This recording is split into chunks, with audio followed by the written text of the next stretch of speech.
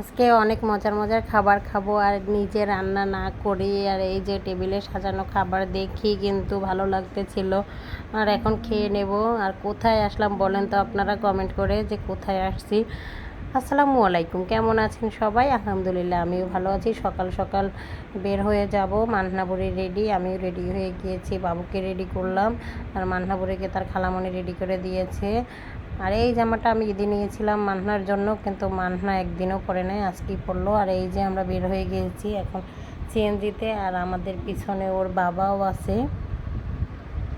আর মান্না আমাকে এদিক সেদিক তাকিয়ে বলতেছিল, আম্মু দেখো দেখো কাশফুল। এবার আমরা একবারও কাশফুল দেখতে আসিনি, প্রতিবার মান্নাকে নিয়ে কাশফুল দেখতে আসি, এবার একবারও আসা হয়নি।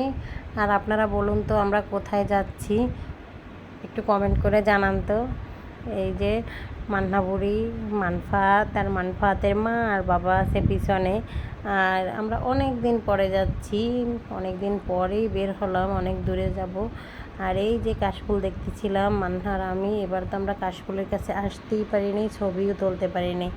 মান্না বলতেছিলাম দেখো এদিকে অনেক কাশফুল, ওদিকে অনেক কাশফুল, বারবার মোবাইল ঘুরাতে বলছিল। এই হলো অবস্থা। আসলে আমি অসুস্থ থাকায় মেয়েটাকে নিয়ে একদম বের হওয়াই হয়নি। আর দেখেন ওই যে সাদা সাদা দেখা যাচ্ছে, এগুলাই হচ্ছে কাশফুল। অনেক কাশফুল, এদিকে অনেক কাশফুল। আমরা এর আগে অনেকবার এদিকে আসছি, কিন্তু এবার আসা হয় নাই। অনেক অসুস্থ ছিলাম, বাইরে বেরই হয়নি। এখন ছেলেকে নিয়ে বের হলাম। আর আমার ছেলের মনে হয় আজকে 38 দিন বয়স। এর মধ্যে ওকে নিয়ে একটু ঘুরতে বের হয়েছি।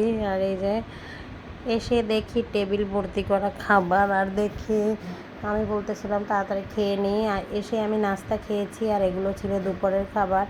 আর খাবারগুলো রেডি করেই রাখা হয়েছিল আমরা আসার আগেই।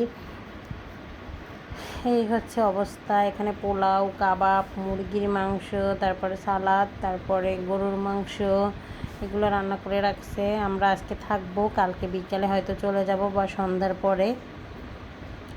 আর এখন সবাই খেয়ে নেব। আর খাওয়া দাওয়ার পরে বিকালবেলা আমি একটু ছাদে উঠলাম, যে ছাদে উঠে দেখি গাছপালার কী অবস্থা। আর এই যে লেকের পাশের ভিডিও নিচ্ছিলাম। এই জায়গায় আসলে আসলেই মনটা ভালো হয়ে যায়।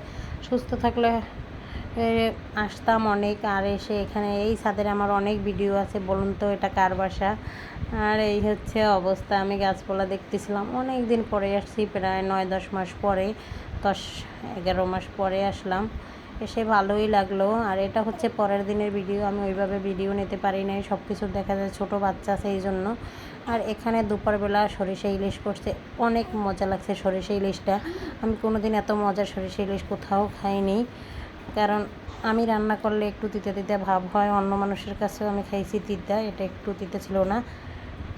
আর সবাই ভিডিওতে লাইক কমেন্ট শেয়ার করবেন। অনেক দিন পরে এখন ভিডিও আপলোড করব প্রতিদিন। সবাই ভালো থাকবেন, আল্লাহ হাফেজ।